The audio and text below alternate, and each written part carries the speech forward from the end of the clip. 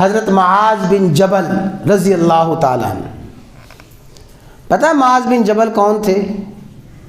یہ وہ تھے جن کو رسول اللہ صلی اللہ علیہ وسلم نے خود گورنر بنا کے یمن میں بھیجا تھا.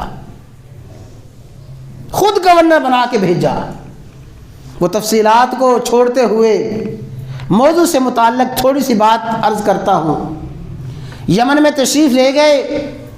رسول اللہ صلی اللہ علیہ وسلم نے خود روانہ فرمایا اور پھر آپ یمن ہی میں تھے کہ حضور نبی کریم علیہ الصلوۃ والسلام کا وصال ہو گیا.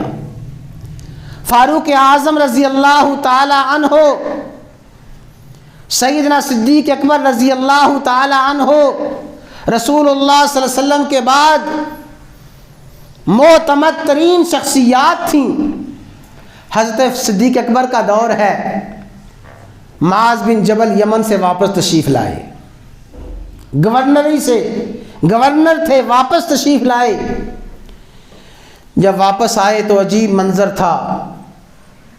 مدینے میں داخل ہو رہے ہیں، بہت سی سواریاں اور بہت سے اونٹ ساز و سامان سے لدے ہوئے ہیں. پتہ چلا کہ معاذ بن جبل تشریف لا رہی ہیں. جب حضرت صدیق اکبر نے یہ منظر دیکھا تو پہلے حضرت ابوبکر صدیق کے پاس گئے. ابو بکر، یہ معاذ بن جبل جو یمن سے واپس آئے ہیں، یمن کے گورنر تھے، اتنا جو ساز و سامان لے کے آئے ہیں، میری رائے یہ ہے کہ جو ضرورت کی چیزیں ہیں اور جو ضرورت کا ساز و سامان ہے وہ معاذ بن جبل کے پاس رہنے دیا جائے. ضرورت سے زائد سارا مال و اسباب بیت المال میں جمع کیا جائے. حضرت ابوبکر صدیق نے پتہ کیا فرمایا؟ فرمایا عمر، تمہیں پتہ ہے جب یہ یمن جا رہے تھے انتہائی مقروض تھے. رسول اللہ صلی اللہ علیہ وسلم نے ان کو تجارت کی بھی اجازت دی تھی اور ان کو اجازت دی تھی اگر تمہارے پاس کوئی تحفے ہدیے آئیں تم وصول کر لینا. تو اے عمر، یہ تو رسول اللہ صلی اللہ علیہ وسلم نے اجازت دی تھی، تو میں ان سے یہ ساز و سامان کیسے لے سکتا ہوں؟ لیکن فاروق اعظم کی رائے کیا تھی کہ اجازت کا مطلب تھا ضرورت کے مطابق. ضرورت کے مطابق ساز و سامان تحفے تحائف ہوں. یہ جو اتنا زیادہ ساز و سامان لے کے آئے ہیں. صدیق اکبر نے معذرت کی انکار کیا. پھر حضرت عمر خود معاذ بن جبل کے پاس گئے.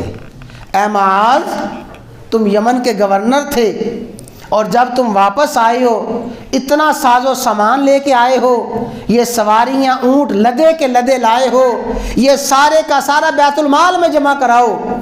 معاذ بن جبل نے بھی یہی فرمایا، عمر میں یہ جمع نہیں کرواؤں گا، اس لیے کہ وہاں میں نے تجارت کی تھی، وہاں میں نے کاروبار کیا، کاروبار کے ذریعے مال کمایا اور لوگوں نے مجھے تحفے تحائف دیے.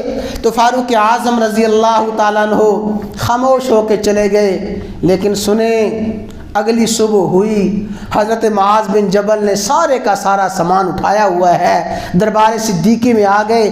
ابو بکر، یہ سارے کا سارا مال بیت المال میں جمع کر لو.